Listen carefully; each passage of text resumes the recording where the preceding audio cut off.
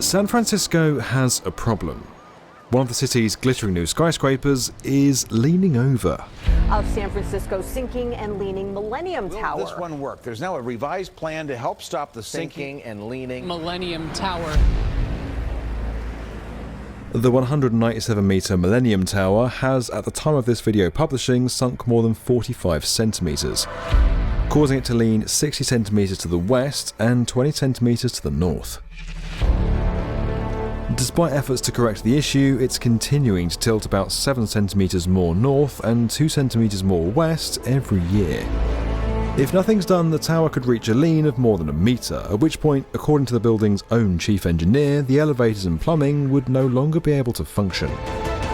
The race is now on to right the skyscraper. Engineers are installing new piles underneath the foundations of the 311,000-ton building in an attempt to stop it from forever becoming the Leaning Tower of San Francisco. But there's a problem there too.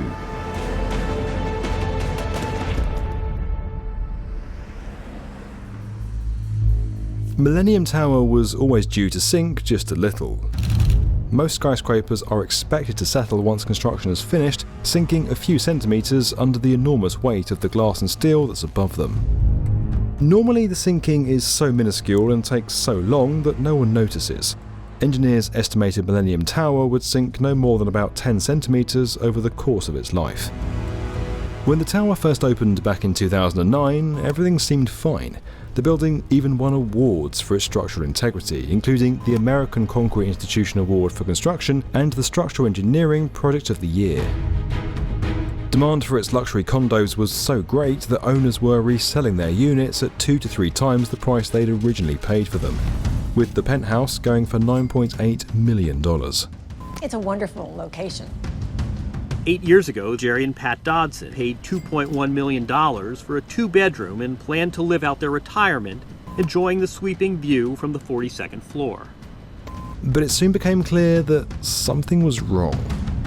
In 2016, it was revealed the tower was sinking much faster and further than expected. Worse, the sinking was uneven, giving the building a pronounced tilt to the northwest. So Montana is now suing the developers of San Francisco's sinking Millennium Tower. Cue a media storm as developers, engineers, homeowners, and the city of San Francisco all rushed to blame and sue each other, especially when it became clear that the cost to fix the lean could exceed $100 million.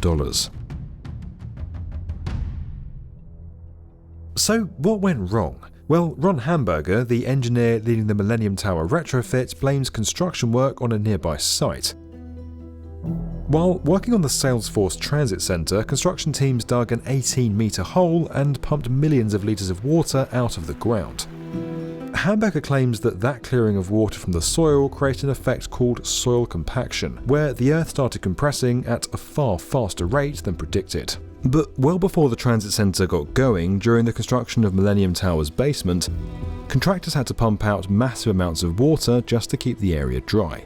No matter who or what is to blame, the lawyers will have fun figuring that out, and the tower's tilting has had consequences. Growing cracks in the sidewalk, and the most shocking, what the couple discovered when they visited the lowest part of the garage. Water appeared to be seeping through the concrete walls, and huge chunks of wall seemed to have crumbled away, even though the building was only 7 years old. In 2017, the building was declared still safe to inhabit, despite cracked windows, walls, and sidewalks. But something had to be done. Hamburger came up with a plan to correct the tilted skyscraper. 52 additional piles will be put underneath the building, placed through the sidewalk and under the building's main foundation. These piles will extend beyond the original foundation, reaching 76 meters down to the layer of bedrock below. That's a process called underpinning, and it's fairly common. These new piles were intended to even out 50% of the building's tilt over the following 10 years, levelling the rest of it out over the next half a century. But in 2021, stabilisation efforts were halted. It was discovered that the installation of these new piles might actually be making the skyscraper's tilts even worse. The tower sunk an additional 3 centimetres, contributing to a further 12 centimetres of lean at the top. New piles were designed to stop the sinking when they were driven into the bedrock and attached to the skyscraper, an operation scheduled for later in 2022. However, there are fears the holes that had been dug for the new piles were causing even more soil movement. It was later revealed that construction teams had also left a 1 to 4 day gap between removing the soil and putting in grout meant to reduce the risk of soil collapse. This delay went against regulations and could have caused further damage. The building does continue to settle at a rate of about 1/2 inch per year and to tilt at a rate of about 3 inches per year.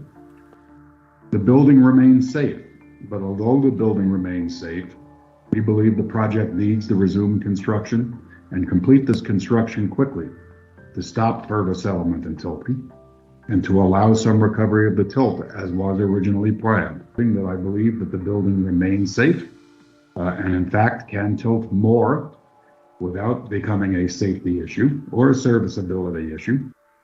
At a hearing in January 2022, Hamburger pitched a new plan to save the building. Engineer Ron Hamburger, who is in charge of the fix, is only calling for a total of 18 piles. Hamburger adds sinking only 18 piles won't provide as much uniform support as 52 piles would have, so they can expect less tilt recovery to the north. Instead of installing 52 piles, they would only install 18. These 18 piles would go further than 76 metres, and because there would be fewer of them, there would be less disturbance to the soil underneath the building. The new plan's currently under review and will be decided on by March 2022. It'll likely go ahead, but further balloon the cost of the fix from $100 million to $500 million. With millions upon millions of dollars at stake in lawsuits, this story seems very dramatic. But is the Millennium Tower's tilt as bad as it sounds?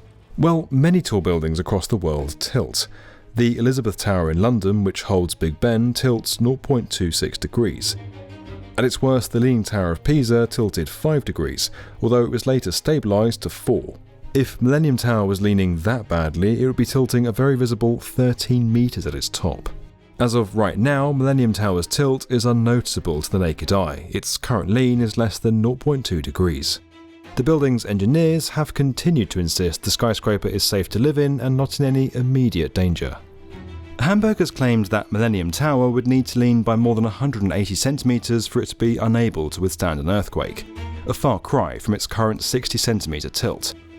That said, the building would be rendered uninhabitable if the plumbing and elevators stop working, and that could occur when the lean gets to 100 centimetres. So for the engineers, it's a race against time to stabilise the site, one with millions of dollars at stake. But this is more than a case study in what can go wrong. It's also a reminder of just how robust the engineering of modern megaprojects really is. Massive buildings with low fault tolerances are built on compactable soil in places all around the world, and virtually none of them suffer from the problems we've seen here in San Francisco. And the fact that Hamburger and his team of engineers can even try to untilt a 197-metre skyscraper is testament to just how far the construction industry has come. Let's hope that for Millennium Tower, the third time's the charm. If you enjoyed this video and you want to get more from the definitive video channel for construction, subscribe to the B1M.